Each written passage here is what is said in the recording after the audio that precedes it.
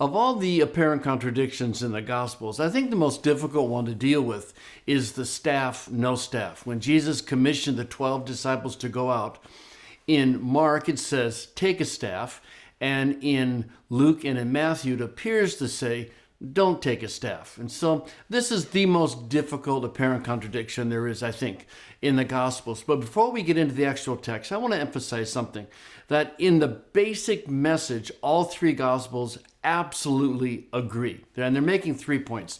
Number one is trust God. In other words, that's why they don't take money. It's why they don't take extra food, because they're to trust God to provide for them. But second of all, the worker is worthy of his wages. In other words, you don't take food because the people you're preaching to should be feeding you, should be housing you.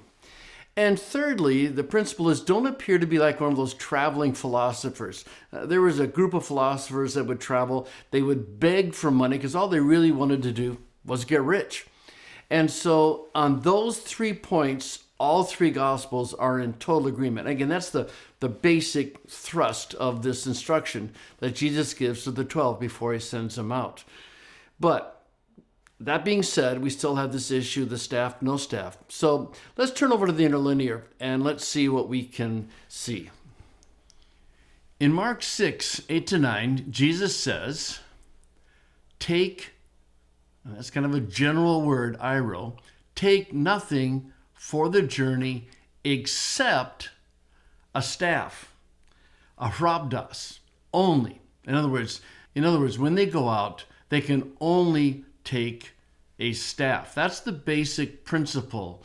And the staff could be a small stick to ward off enemies or wild animals, but most likely it's just a walking staff. And then he stipulates, by nothing, I mean no bread, no bag. And this is an important word.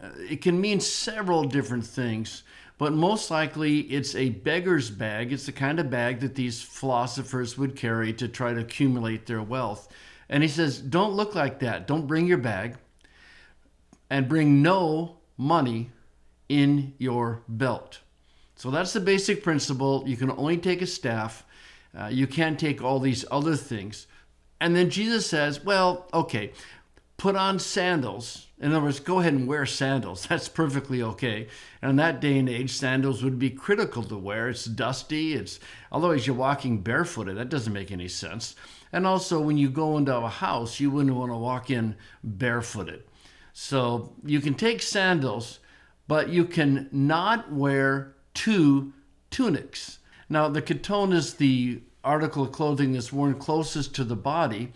And he says, don't take 2 of them. Well, why would you want 2 of them? Well, in case one got wrecked, or most likely, it's cold at night and it would be warmer to have 2. But again, the whole point is that they're not supposed to trust in themselves. They're supposed to trust in God and supposed to be cared for by the other people. So presumably, they wouldn't be outside where it's cold. They would be inside being taken care of.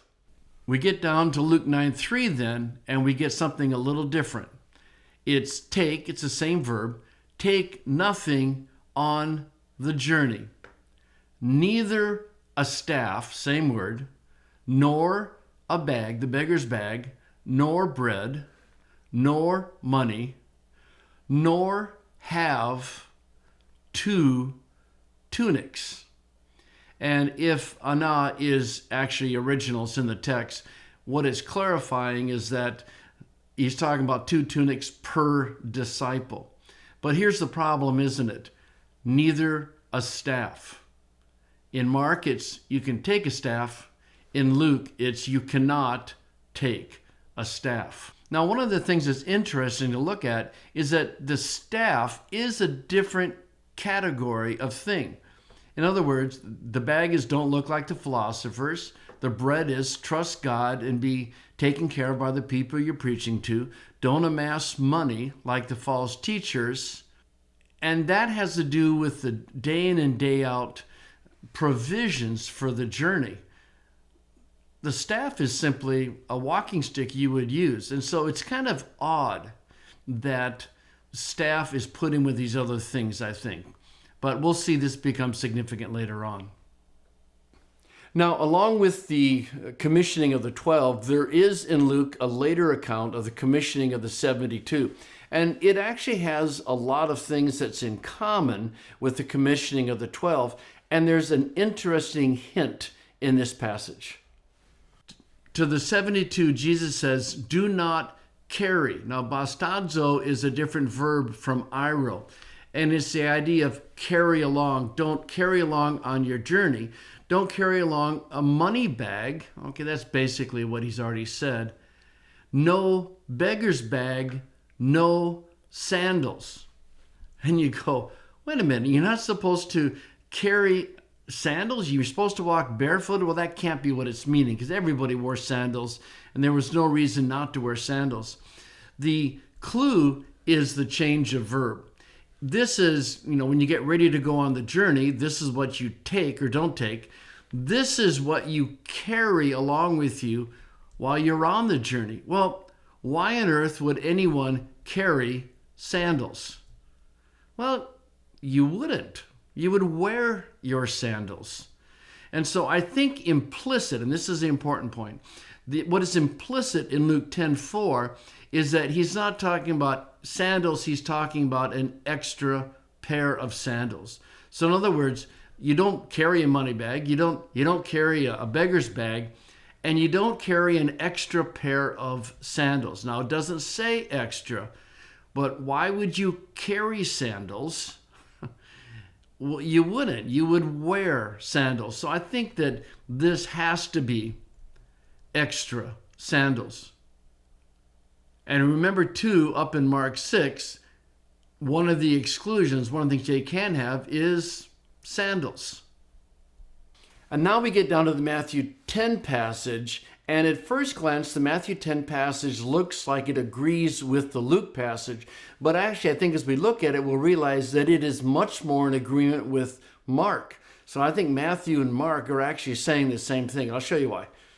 Jesus says, do not acquire. Okay, now here's a different verb, kataomai, and it means to gain. Jesus isn't talking about what you start your journey with. He's talking about what you acquire as they're on their journey.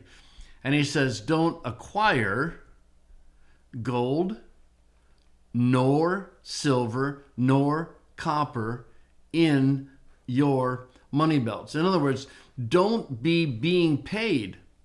And again, notice you go from may to mayde.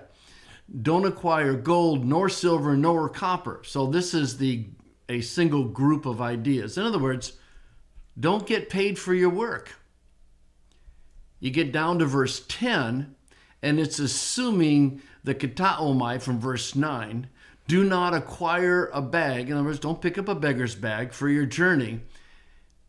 And now this is where it gets really crucial. The may goes to mayde. Neither to tunics, nor sandals, nor staff. Okay, so at first glance, this appears to be agreeing with the Luke 9:3 passage, but there's a couple of really important things here.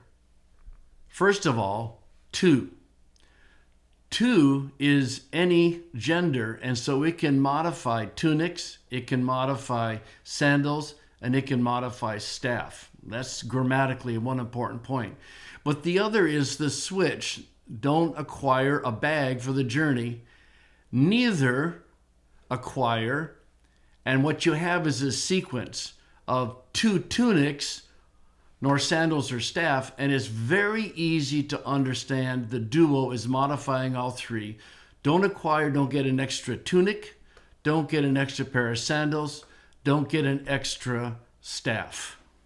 That's actually why I like the punctuation in the ESV. It actually is what the Greek is saying. It says, no bag for the journey, comma, or two tunics or sandals or staff. And I would not have put the word a in there. Comma, for the laborer deserves his wages. And what it's doing is grouping tunics, sandals, and staff together. You see some of the same thing in the NRSV. No bag for your journey, comma, or two tunics, comma, or sandals, or a staff, semicolon, for laborers deserve their wages. I would prefer a stronger punctuation here if you're going to have commas here, but you get the point. So my conclusion here is that the dual carries over to an extra tunic, an extra sandal, or an extra staff. Now, it does feel a little different to say, don't take an extra staff. Why would you take an extra staff? But I think there's a couple of reasons. One is it could be a practical consideration that it could get ruined or it could get destroyed or it get lost. And he's saying, well, if you lose it, then don't worry about it. Trust God. Or it could be that Jesus is being hyperbolic. He wants to really emphasize that they really have to trust in the Lord. And that means don't even take an extra staff. So it could be somewhat hyperbolic. So I think when it comes to comparing Mark and Matthew, what the prohibition is don't take an extra staff. And when we get to Luke, this is where it gets difficult. And I think there's a couple of solutions. Neither one is totally satisfying, but I simply don't know of another explanation. In fact, if you want to read more, check out Darrell Bach's commentary on Luke. He has 7 options for how to handle this. But I think there's one of two things going on. One is that Luke expects his readers to read what he writes in light of Mark and Matthew. And therefore, he doesn't have to be as complete, as exhaustive in covering what Jesus says. And secondly, it's just common sense. There is no reason why Jesus would have said, don't take a staff. You can see why he says, don't take food, don't take extra clothing. You don't look like the false philosophers out there just begging money to get rich. That's one category thing, but a staff is something totally different. And it's just kind of common sense that what he would be saying in light of his overall purposes is, don't take an extra staff. It's just you really need to trust the Lord. Like I said, I think this is the most difficult apparent contradiction in the Gospels. And it's something that we need to be wrestling over. But for now, that's the best I can figure out.